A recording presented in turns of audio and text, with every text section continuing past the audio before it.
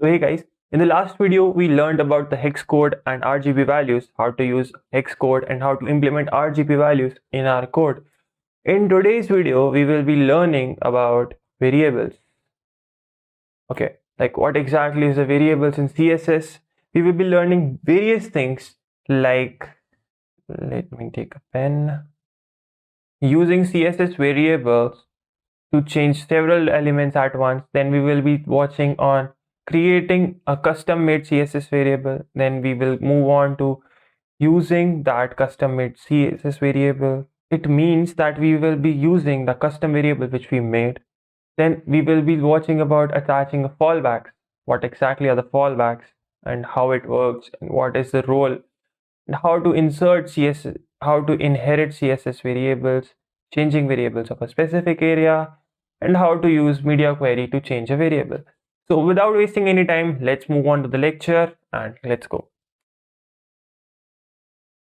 So I guess in the last video, you guys might have seen all these things, hex code and all. I told all these things in the lecture before, so I think there is not much thing to tell right now, right? Here is one file which I have created for this lecture. I hope you guys can understand it's a little easy, right?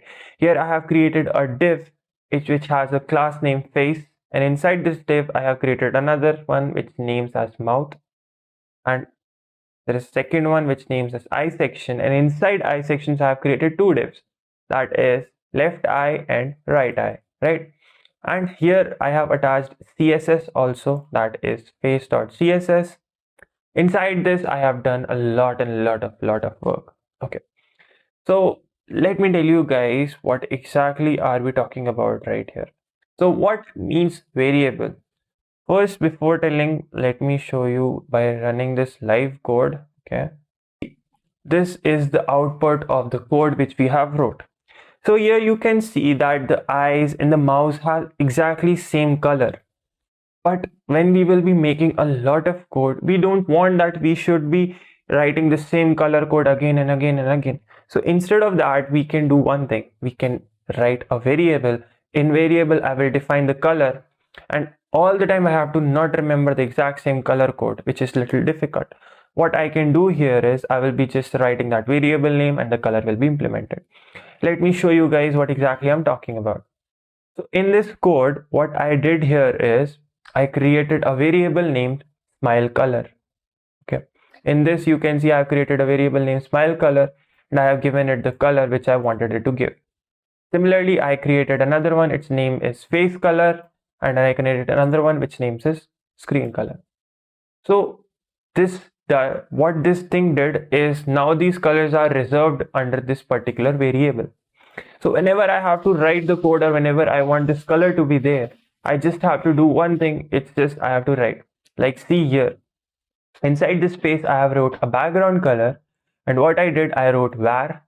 Inside that var I wrote face color, and as you guys can see, I have declared yellow color to the face color. Similarly, in the mouth, what I did, I made smile color, and the smile color is there. And when it comes to the eye section, in the eye section also, what I did, I just wrote smile color. So now what it will do is, if I don't like that particular color, right, like let me show you. So if I don't like that particular color, what I can do here is, let me show you just a second. What I can do here is I will be changing this one particular variable and all my colors will be changed. You guys can see here clearly, right? Like let me arrange it in a proper manner. So like suppose I don't like this color, I want to give him some different sort of color. So now you can see I have changed all the colors by just doing one change in a single variable. So this is how the variables and properties work. Okay, so now what I will be doing, I will give it the original color back, exactly kind of like this. Yeah, now it's looking a little fine. So what we will be doing this, now we will create our own custom made variable. Like suppose I wrote this website and I gave this website to someone else. This person doesn't like this variable, he wants to do something else. So what I can do here is I will make another variable, like I will write, suppose eye color, and inside this eye color, I will declare a color, suppose brown. Okay, I gave it a brown color, right? What it did, now it has made a variable whose color will be brown, result. Second thing which I can do is I can decide face. Suppose I want face variable, right? So inside this face, what I can do here is I will make face and I can write yellow, right? This has made a custom variable named face. Wait a second. This had made a custom variable named face and which has a color yellow. Similarly, what I can do now, I want to change it. I don't want that face color should be visible here. Instead, I want that some different colors will be there, that is face. So nothing, I have to just remove this thing. And when you see, I just have to write var. And when I will write var, definitely all these things will be visible right here, like face, eye color. Like I will click on face and let's go and have a look how exactly it's looking. Yeah, because I have not put this. Now it will be working fine. So as you guys can see here, our face has got color now and we have changed our variables. Also do one thing, stick it right here. Now I'm not liking the eye color, right? So what I can do here is instead of smile section, I will write eye color and let's see. See, our eye color is also changed. So this is how exactly our variables and things was. So till now we have created our own variable and we have implemented this into our own code. Now what we will be doing here is we will be attaching a fallback value to the CSS. Now what exactly a fallback value means?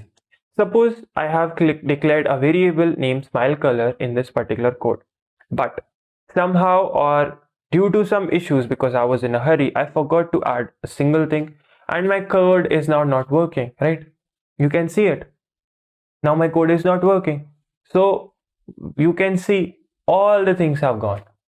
So just to avoid this, we can make a variable, we can give a fallback value. Like suppose here, right, smile color.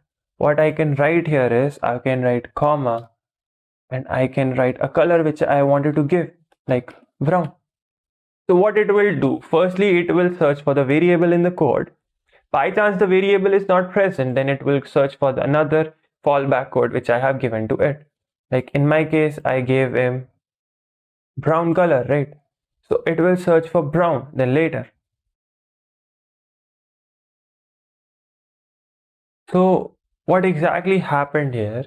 It's like by chance if I forgot to, if I wrote a color code which my browser or my web browser, which my web browser is unable to show, or it's out of its color code, then what you can do is you can attach a fallback value, which means like in this you can see I have attached a fallback value brown.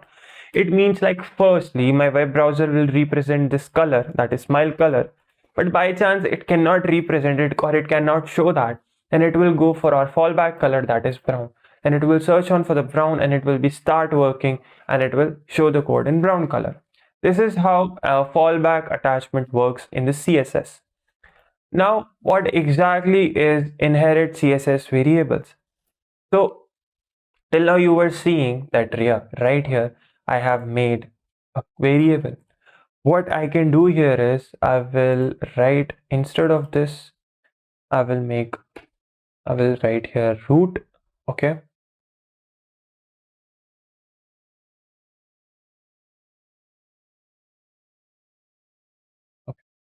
so what exactly is the meaning of this root? So root is a pseudo class selector that matches the root element of the document, usually which means the HTML document. It means this code will be now stored in the root of the code. Okay, so I don't have to enter it again and again and again. I can just enter all the values which was here before. Okay, I can just copy these all values and I can store that into a root. What this thing will do, it will make it will create a specific position, so we don't have to write this again and again. Like if I want to attach a code right here, suppose like I want body, so I want a background color in the body, okay, and I want variable, suppose smile color. I want that smile color should be there. So see, I don't have to write this again and again because now it's stored in root and now it's applicable on the full HTML document. Till now I was writing all the values inside this face class, means if I have to write it in the body, I have to make a separate variable to write it. But if I write it in the root, that means it will be working on the full HTML document. Now let's come to the next value, that is changing variables of a specific area.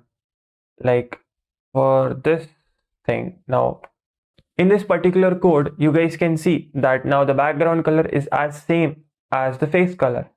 Now I want to change the values of specific eyes. I don't want to change anywhere else. So what I can do here is I can write a new variable inside this particular thing. Okay, now let me show you first what I'm talking about. So what I can do here is, suppose I want to change the color of eye, right? Here, I want to change the color of left eye. So what I can do here is I will write a code that is left eye, and I will write it brown. Now instead of brown, I will change this color to little dark. Okay, right here. I have changed the colors. Now what I will do here is I will change the variable and I will write it as left eye. What this thing will do, it will change the colors of that eye right here. But other colors are not at all effective. Like if I want to write here, suppose see, I want to change the right color also, but I want to write left eye. But as you can see, this thing will not work. Why? Because we have declared a variable just for this particular class, that is left eye. If I want to declare this for the right eye as well, I have to write this into root function. But just for now, I wanted this for a specific particular area. I just wanted to change a particular thing, so I wrote it here. Otherwise, I can just copy this and I can paste it in the root, enter. Now, and when I will check my code again, so you can see now it is applicable for both the eyes. This is how we works with variables. Now, there is one more thing that you can do is a function. It's called media query. What exactly is media query? Let me show you a little about media query. Right. Till now, you see that we are watching code fixed. We are making it shrink and big, but nothing much is happening. So media query works to make things responsive. What I will do here is, okay, I will write a media query.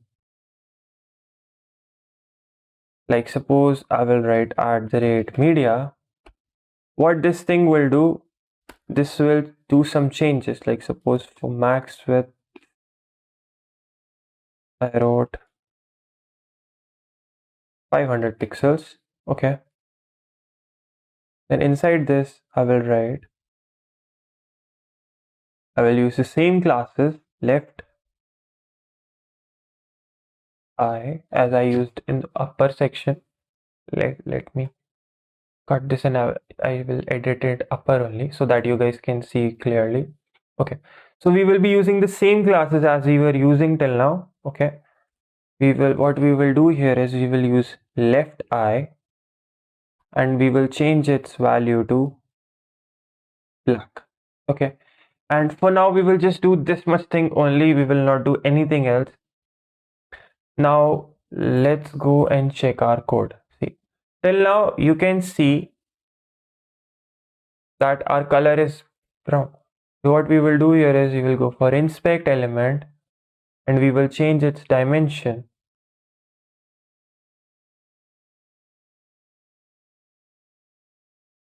Okay, so now we will be learning about the media query. So what exactly a media query does? Media query is nothing, it's just, it will be beneficial for making our website responsive. We will be learning and we will be getting to know about it with an example. Till now I have wrote everything in the root. Now what we will do here is we will make a separate column and we will name it as media. We will write media. Inside of this we will give its max width. Like in my case I'm giving max width equals to 500 pixels. Okay. So what it means that when our size of the web page will decrease below 500 pixels, all the changes that I will write in this particular media query will be implemented. Like in this case, what I will do here is I will write I left I. Okay. And I will change its color to black. Okay. And one more thing that I will do here is I will write face, and inside this face I will change its color also to, actually I forgot to write root itself. Root, inside root, if I will write this, then it will work just fine. Yeah. So now what it will do, that when my web page will shrink below 500 pixels, its left eye's color will be changed to black and face color will be changed to orange. Let us check whether right eye. Yeah. You can remove extra things from here. Face color. Now let's check how exactly our web page is looking. It's looking like somewhat like this. Now what we will be doing here, we will go here, we will click on inspect. Okay. And you guys can see right now my dimensions are 640 pixels. When we will go below 500, you guys can see immediately the color and the things are getting changed. This is how a media query works, and this is how we use this media query to change the color and the styles of an HTML or CSS web page. So I hope you guys have understood this concept. So if you guys have any doubt, then do comment out and share me how exactly is the course. Do you guys enjoying it? If you like this, then do like the video, subscribe to the channel and share this video. I will see you in the next one. Till then, see ya, have a good day and take care. Bye.